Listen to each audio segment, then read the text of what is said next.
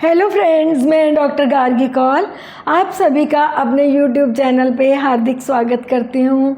जैसे जैसे समय बदल रहा है, हमारा खान पान, हमारा रहन सहन, सब में कंटिन्यूअस चेंजेस आ रही हैं और इन चेंजेस के कारण हमारे बॉडी में बहुत सारी डिजीज़ों को भी वेलकम हो रहा है। तो आज मैं एक लाइफस्टाइल डिसऑर्डर या कि हमारे खान पान से संबंधित एक टॉपिक पे आपको जानकारी दूंगी। जी, वो टॉपिक है यूरिक एसिड।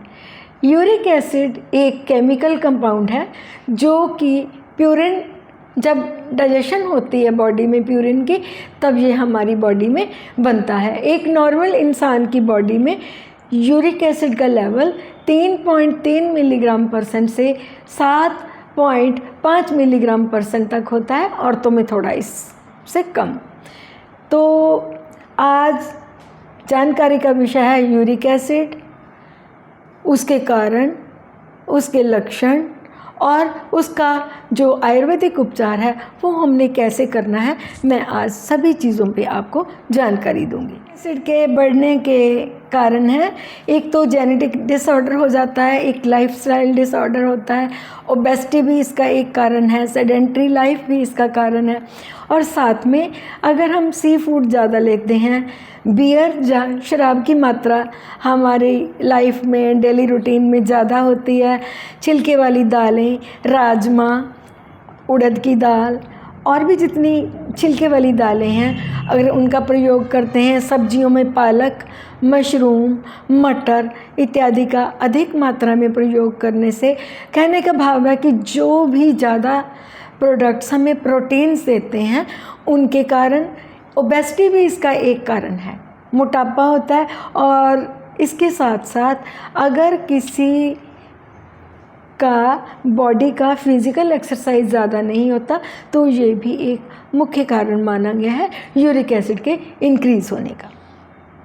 यूँ तो यूरिक एसिड किडनी से एक्सक्रीट हो जाता है, लेकिन जब इसकी मात्रा हमारे ब्लड सीरम में ज़्यादा हो जाती है तो बहुत ही खतरनाक सिम्टम पैदा होते हैं। जैसे कि मैं आपको लक्षण बताती हूँ, जोड़ों में दर्द का होना और जोड़ स्टिफ हो जाते हैं, और कई बार यूरिन से एक्सक्रीशन ना होने के कारण बर्निंग मिक्चुरेशन हो जाती है, और कई बार स्टोन फॉर्मेशन की रीअक्रेंसी, यानी कि बार बार स्टोन फॉर्मेशन होता है। अगर किसी को स्टोन फॉर्मेशन बार बार हो रहा है तो काइंडली वो अपना यूरिक एसिड टेस्ट ज़रूर करवाएं। इसके साथ साथ एक और भयंकर बीमारी है, accumulation of the uric acid से गाउट नामक की डिजीज़ होती है। उसमें हमारे जो पैरों के अंगूठे हैं वो सूज जाते हैं, और सूजने के बाद बहुत ही सीवियर पेन होती है। उन अंगूठों के ऊपर वाली जो स्किन होती है वो रेड शाइनिंग हो जाती है, और उसके साथ साथ कई बार बुखार भी आता है। अक्सर जैसे सीज़न बदल रहा है तो हमारी बॉडी में अगर पेन्स हो रही हैं, जकड़ाहट हो रही है, तो हम अक्सर सोच लेते हैं कि ये शायद मौसम चेंज की वजह से है। लेकिन काइंडली मैं आपको एक रिक्वेस्ट करती हूँ, अगर आपको ये प्रॉब्लम्स हो रही हैं तो आप अपना एक बार यूरिक एसिड टेस्ट ज़रूर करवाएं। तो अगर यूटीआई भी आपको बार बार हो रही है तो ये भी एक सिम्टम है कि आपका यूरिक एसिड बढ़ा हुआ हो सकता है। यूरिन का एग्जामिनेशन तो करवाना ही है, साथ में यूरिक एसिड लेवल भी ज़रूर टेस्ट करवाएं। तो इसके लिए, बचाव के लिए हमें क्या करना है मैं वो भी आपको बताती हूँ। मैंने आपको बताया कि जेनेटिक डिसऑर्डर है, उसके लिए तो कुछ करना नहीं करना थोड़ा असंभव सा हो जाता है, लेकिन फिर भी हम कुछ चीज़ें खानी बंद करें तो कुछ इस चीज़ को हम डिले कर सकते हैं। लेकिन अगर आपको मोटापा है तो काइंडली अपना वेट लॉस ज़रूर कीजिए। आप अपनी बॉडी को हरकत में लाइए, हल्की फुल्की एक्सरसाइज, वॉक और व्यायाम, और उसके बाद में योगा एक्सरसाइज ज़रूर करें, ताकि आपके जो जॉइंट्स हैं उनकी मूवमेंट जो है वो प्रॉपर होती रहे। इसके साथ हमने खाना क्या नहीं है, अगर नॉन वेज रेड मीट का प्रयोग करते हैं तो उसको अपनी डाइट में से निकाल दीजिए।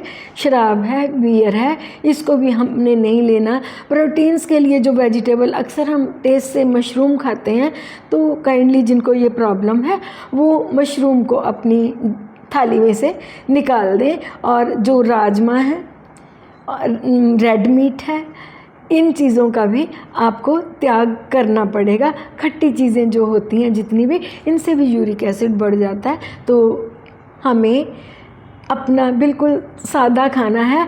खाना क्या है, हमने ज़्यादा फाइबर युक्त भोजन लेना है।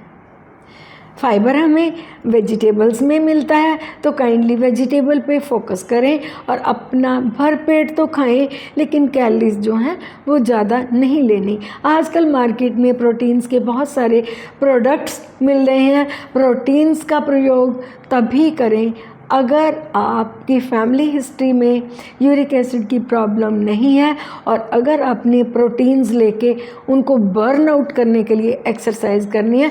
अदरवाइज़ ये आपको एक नई डिज़ीज़ का चुनौती दे सकती है। इसके साथ साथ में हमने जो आयुर्वेदिक द्रव्य हैं, औषधीय रूप द्रव्य हैं, मैं उनका भी आपको बताती हूँ कि आपने यूरिक एसिड को कम करने के लिए क्या करना है। अपनी डाइट में अदरक का प्रयोग अधिक मात्रा में करें। ये आम पाचक है, यूरिक एसिड को एक्सक्रीट करने के लिए ये सक्षम है और ज़्यादा यूरिक एसिड की प्रोडक्शन नहीं करने देता। हरिद्रा, जिसको कि हम बोटेनी में करक्यूमा लौंगा कहते हैं, इसमें एक करक्यूमिन नामक एल्कोलाइड होता है जो कि एंटी इन्फ्लामेटरी है। जिन लोगों को जोड़ों में यूरिक एसिड के बढ़ने से सूजन आ गई है, वो पानी में कच्ची हल्दी को उबाल के उसका इस्तेमाल कर सकते हैं। मैं दूध में नहीं बोलूँगी क्योंकि एक मैं प्रोटीन्स बंद कर रही हूँ आप सभी की, तो पानी में उबाल के आप रूटीन में उस वाटर का प्रयोग कर सकते हैं। इसके साथ साथ हमने हरितकी के बारे में मैंने पिछले रील्स में बोला था कि हरितकी तु मनुष्यानां माता हितकारिणी कदाचित कुप्यते माता न उदर स्थिता हरितकी। भाव यही है कि जो लोग अपनी डेली रूटीन में हरितकी, जिसको कि टर्मिनेलिया चिबुला कहा जाता है, उसका प्रयोग करते हैं, उनको यूरिक एसिड छूने नहीं पाता। तो कुदरत के साथ जुड़िए और अपनी डाइट में हरितकी को ज़रूर शामिल कीजिए। आप हरितकी को चूर्ण रूप में भी ले सकते हैं, पानी में उसका पाउडर बना के रात भर रख दें, उस पानी को भी पी सकते हैं, तो आपको सेम उनके लाभ होंगे। थर्ड द्रव्य आता है गुडुचि, जिसको हम अमृता बोलते हैं। ये एक तरह का रसायन है। ये यूरिक एसिड को कम करने में बहुत ही बड़ा पार्ट प्ले करता है। सो फ्रेंड्स, कुदरत के साथ जुड़िए, फास्ट फूड को खाने से मना कीजिए, सादा भोजन कीजिए और अपने शरीर को स्वस्थ रखिए। तो होप सो जो मैंने स्टडी करा, जो मुझे पता है, मैंने आपको छोटी सी इन्फॉर्मेशन में पूरा बताने की कोशिश की है। होप सो मेरे द्वारा दी गई जानकारी आपको बहुत अच्छी लगी होगी। अगर आपको मेरा कंटेंट अच्छा लगा है तो काइंडली मुझे सब्सक्राइब ज़रूर करना। Thank you very much for watching my video.